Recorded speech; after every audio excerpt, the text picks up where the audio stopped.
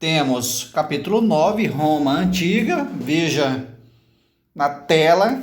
Então vemos aí o Coliseu Romano, uma construção que remonta ao século I depois de Cristo. Então vamos estudar um pouco aqui sobre os antigos romanos, que falavam latim, né? A língua que deu origem à língua portuguesa, espanhol, francês, essas línguas neolatinas. Vamos entender um pouco dessa história a partir da Roma Antiga e os origens e povoadores. Você pode observar que no texto tem algumas palavras que estão em negrito, italiotas, etruscos e gregos. Então são esses povos que, a partir de 2000 anos antes de Cristo, ocuparam a região central da Península Itálica, né? Já nós vamos ver aqui o mapa da Itália, e se estabeleceram ali por volta do século 9 a.C., ocupando o território central e depois se expandindo por várias áreas.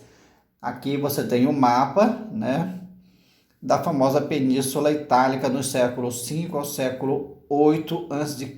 Você tem a divisão em cores.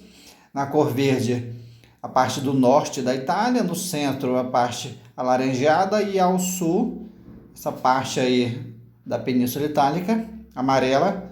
Então todo o território da Itália. Ali você tem a Gália, você tem a Calábria, aí você tem Lácio e as ilhas aqui da Sardanha, Córcega e Sicília. Então, território italiano que por volta de 2000 a.C.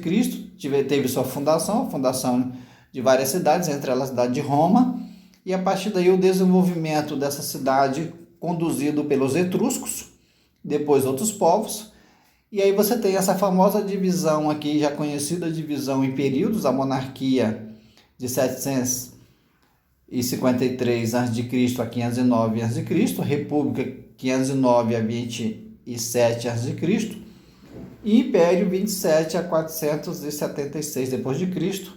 Então, os vários períodos aí, desde a formação da cidade de Roma, a expansão do território romano, né? A constituição de civilizações do mundo antigo, por exemplo, a expansão do território e a inclusão de vários grupos étnicos e civilizações dentro desse vasto Império Romano. Aqui nós temos a origem lendária de Roma.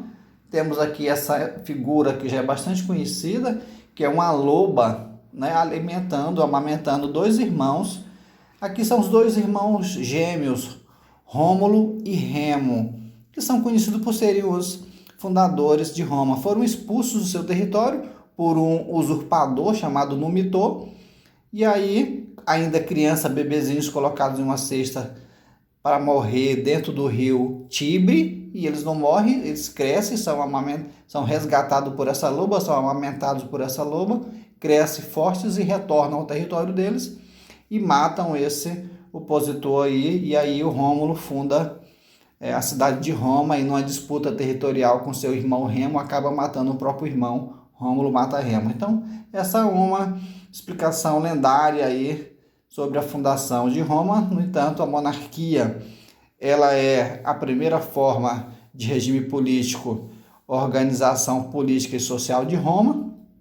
Nesse período você tem os reis, os monarcas romanos, que exerciam as funções de chefe militar, religioso e judicial. Então você tem também nesse período o Senado, do latim senex, que eram os velhos, os anciões, conselheiros. E você tem também a Assembleia Curial, composta por cidadãos, homens em condições de servir ao exército. Então tem essa formação aí. A sociedade romana, você vê aqui as palavras destacadas em negrito, que são destaque dos grupos romanos. Você tem os patrícios, que eram grandes proprietários de terra, rebanhos e escravos, desfrutavam de direitos políticos e podiam desempenhar altas funções públicas. Era a classe de maior status social em Roma. Você tinha os clientes, homens livres que associavam aos patrícios, prestando-lhes serviços, e você tinha os plebeus, homens e mulheres livres que se dedicavam ao comércio, artesanato e outros trabalhos, entre esse trabalho agrícola. E por último, os escravos. A sociedade romana, composta por uma grande massa de escravos, principalmente no período em que Roma se expandiu territorialmente falando. Então os escravos aí que exerciam diversos serviços domésticos, trabalho na agricultura. Beleza? Então, na sequência, o fim da monarquia, você tem a instituição, a instalação, a implantação da república. Aqui você já tem um período de expansão do território e você vai ter também um momento de crise social. Então, a estrutura da monarquia tinha as seguintes representações políticas exercidas pelos patrícios. Os patrícios que ocupavam os cargos de cônsules eram eleitos anualmente 2 homens que presidiam o Senado, o órgão máximo de poder aí na República, do poder republicano, e você tinha os pretores, que administravam a justiça, os edis, que cuidavam da conservação, abastecimento e policiamento das cidades, os questores, que administravam as finanças, e os censores, que eram uma espécie ali de censo, né? Contava o número de cidadãos e os bens desses cidadãos. E você tinha a plebe, né? A plebe, nesse período da República, vai conquistar uma série de benefícios, de leis que os vai favorecer. Então você tem a criação do comício da plebe, presidido por um tribuno da plebe. Aí você tem a série de leis que foram conquista desses plebeus. A lei das 12 tábuas, juízes especiais que organizavam normas jurídicas escritas que seriam aplicadas a patrícios e plebeus. Você tem a lei da canuleia, que autorizava o casamento entre patrícios e plebeus, algo que era impensável, que não era permitido antes dessa lei. Na prática, apenas plebeus ricos conseguiam casar com plebeias, com patrícias, no caso, né? Casamento entre plebeus e patrícios. Eleição dos magistrados plebeus. Os plebeus conseguiram lentamente ter acesso a mais diversas magistraturas.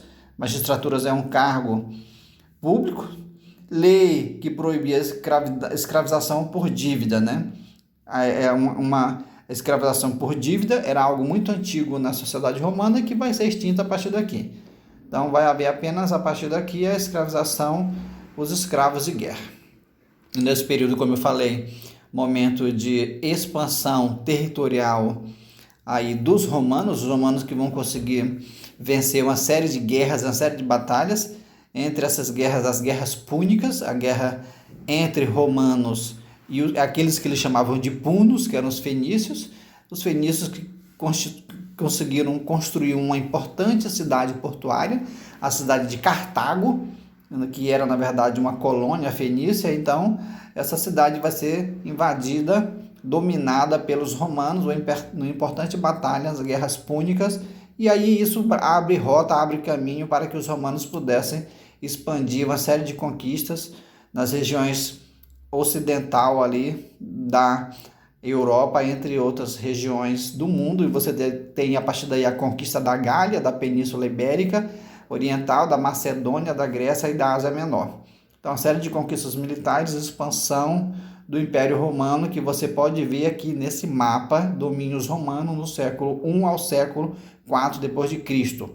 Então, veja nas cores, nessa cor laranjada, conquistas até 44 a.C. e na cor amarela, conquistas até o século IV depois de Cristo. Então veja, com territórios romanos aí na Europa, no norte da África, na Mauritânia, no Egito, na Ásia Menor, no Oriente Médio. Então o Império Romano se torna um gigantesco império que vai ter seu declínio em um momento de crise aí, já ainda na República. E você tem então tentativas de reforma para tentar amenizar essa crise.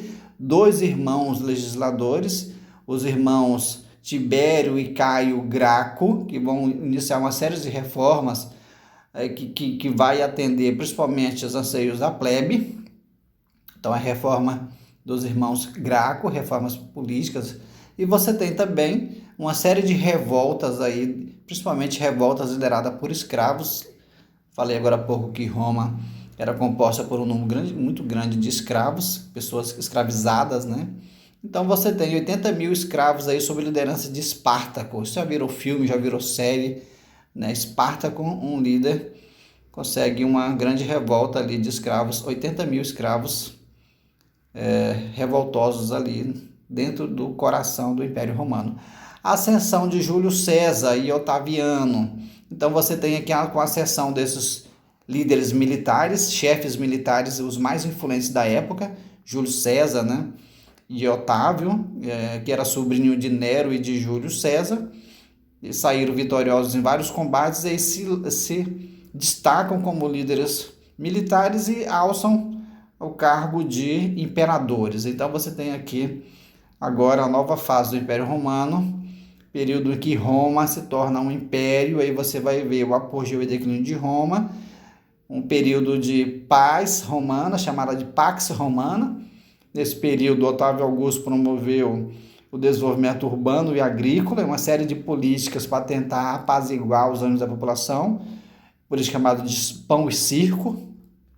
E aqui em destaque você tem as várias dinastias dos imperadores romanos. Júlio Cláudio, nessa dinastia estava Tibério, Calígula, Cláudio e Nero, Flávios, que tinha Vespasiano e Domiciano, Antoninos, que vai de Minerva a Marco Aurélio, e Severus, que vai de Severo VII a Severo Alexandre.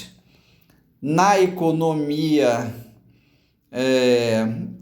Roma se destaca, né, na sociedade, na economia, por uma estrutura de estradas que chegava a 80 mil quilômetros, estradas bem pavimentadas, né, para dar acesso a todos os territórios do Império. E você tem, então, muitos senhores começavam a adotar então um novo sistema de trabalho rural, então uma nova mudança de estrutura aqui na sociedade romana. Então veja a imagem de ainda hoje você tem trechos de algumas estradas romanas em algumas regiões aí da Europa, ok?